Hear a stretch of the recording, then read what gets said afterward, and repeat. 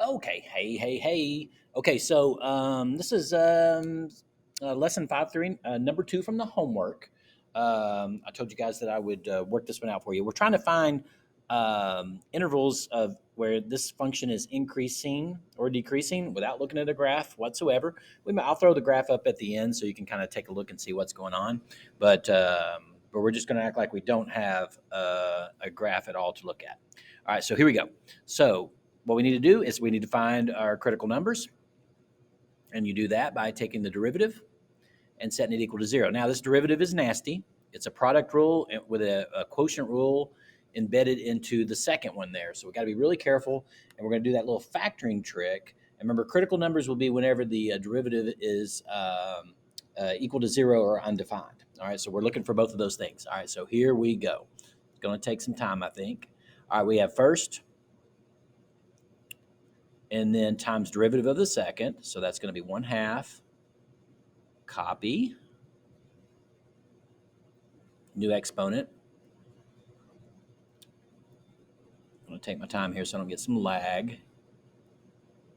New exponent of -1/2.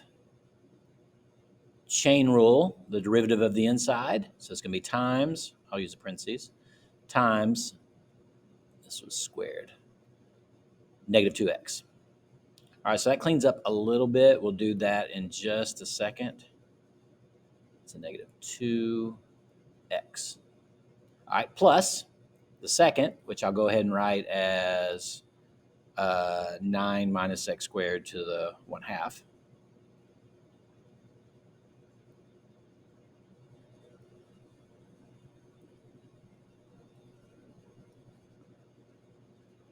And then the derivative of the first is 1. All right, so that's not so bad. Okay, now, so we're wanting to set that equal to 0 or whenever it's undefined. So we need to clean it up before we do that. And so to clean that up, I do need to simplify this a little bit. 1/2 of the -2 is nice. I'm going to have a -2x squared. That's cool. Now, remember our factoring trick there is to factor out. All right, let me get some color going on here. All right, so there we go. All right, we have these two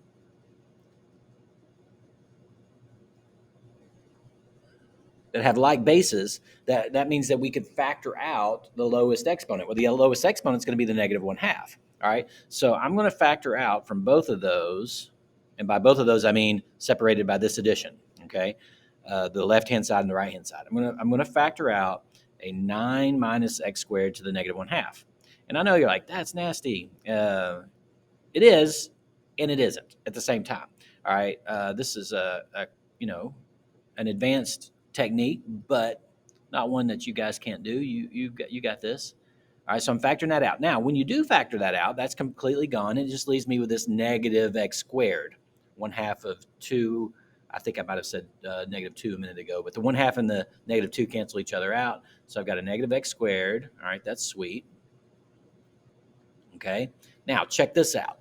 When I factor out a 9 minus x squared to the -1/2, well, what's going to happen is it subtracts the exponents, and I'm left with an exponent of 1.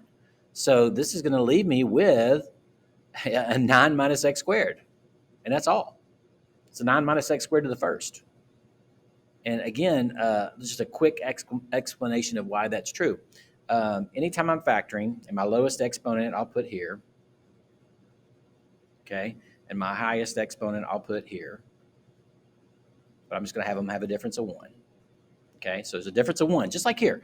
-1/2 and 1/2 have a difference of 1. So when I factor out my lowest power, well, of course, that takes that out completely.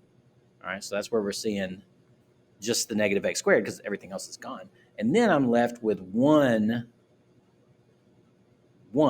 of these bases. And in this case, the base is 9 minus x squared. So it works that way every single time. It's pretty sweet.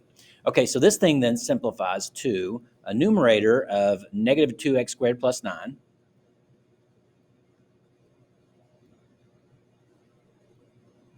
Okay, which has its own issues we'll deal with in a second.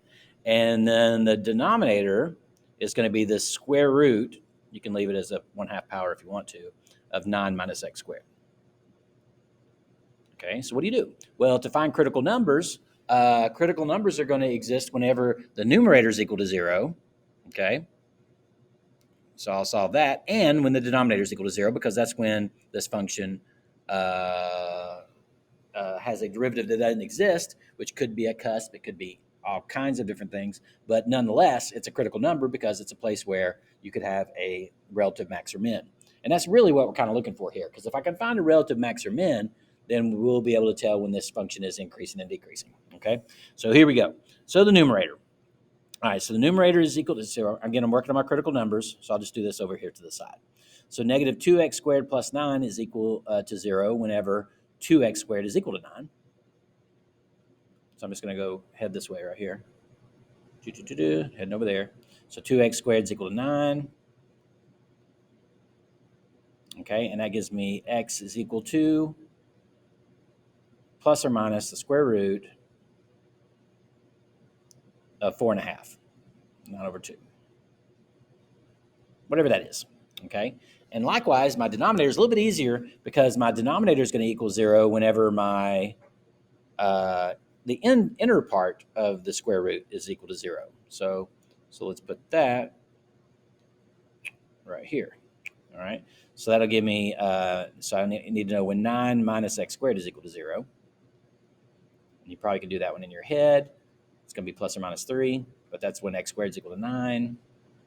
I'll keep going. And then that's x is plus or minus 3. So I have then 4 critical numbers. Okay. So x could be plus or minus 3. Now, okay, so you're like, all right, here we go. So on a sign chart then, all right, here's what we're going to do. Remember, this is our derivative, this red part right here. Okay, this is what we're going to substitute into. But on my sign chart, 3 is going to be the highest value that I have before I put something to the right of it. Negative 3, as far as critical numbers, the highest critical number. And then I've got my square root of 4.5, which obviously is going to be 2 point something. So that's 2 point something right there. And then I've got my negative square root of 9/2 right there.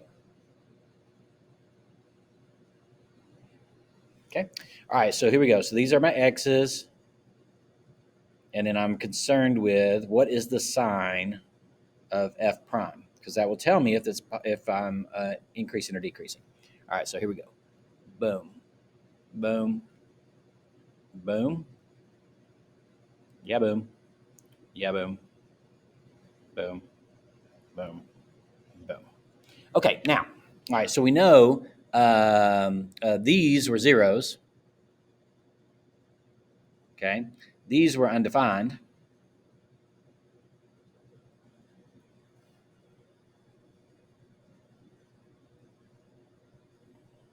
Okay, and so let's get some additional values here. Change color on that. We'll go purple. All right, so obviously 0 is a good choice here. 4.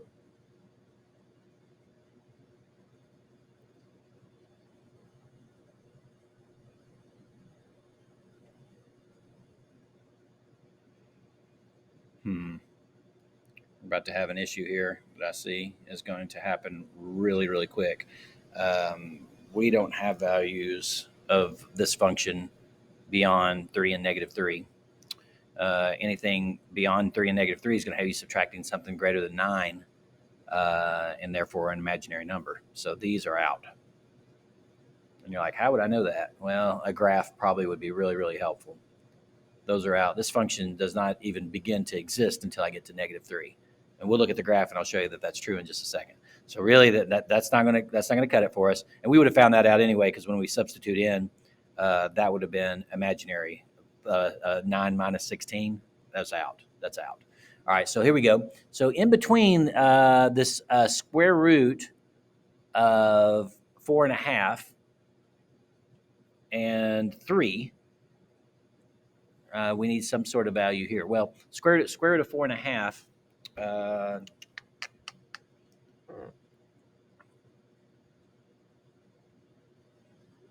I think if we pick, I'm just going to break out a calculator, so I don't want to guess on this.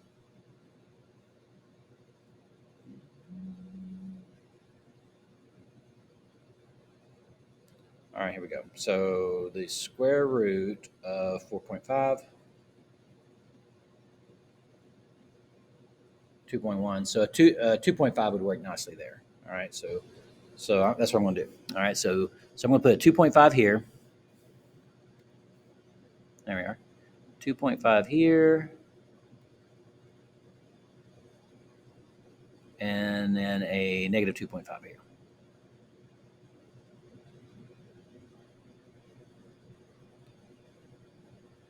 All right, cool. All right, let's check it at 0.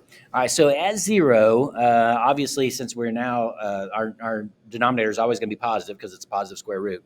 So really, I'm just concerned up here. So when I have 0, that kills that, and that makes it just 9 over something that's positive.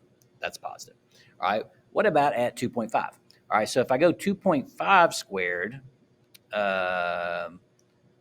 that's going to be 6.25. 6.25 times the negative 2 is negative 12 and a half. And then the negative 12 and a half plus 9 is going to be negative. So this is going to be negative, and likewise over here it's going to be negative because I'm still squaring, right? And then the denominator is always going to be positive. So, woo! All right, so here we go. So this function is increasing. Took us a long time to get to this. Number 2. This is number 2. So increasing from negative square root of 4.5 to a positive square root of 4.5. It's going up. Now we'll look at the graph and make sure that makes sense in just 1 second. All right, and then decreasing pretty much everywhere else. So it's decreasing from negative 3 to negative square root of 4.5. And then again, it's decreasing at the square root of 4.5 to 3. Okay, let's take a look at the graph and see if that makes any sense. All right, so Desmos is a nice one. You can use your graphing calculator if you want.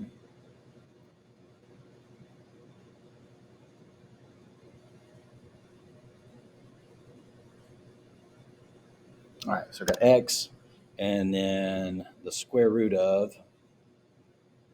And so my little menu is hidden down here, so I'm going to move this.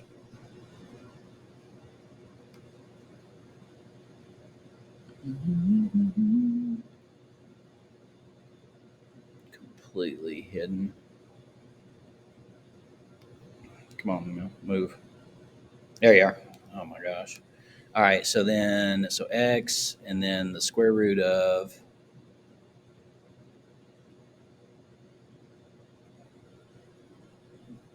I'm having a whole lot of fun with that stuff being in the way. 9 minus x squared. Okay, here we are. All right, so what we said was it was increasing in between the square root of negative square root of 4.5. So let's see if that actually matches up with what we got here. So x equals negative square root of 4.5. Right through there. I love it. And then x is positive. Yep. Definitely got critical numbers at those two places. It was increasing between them, and it was decreasing after them. And of course, it doesn't exist beyond 3 and negative 3 because of the imaginary numbers. All right, so that should do it.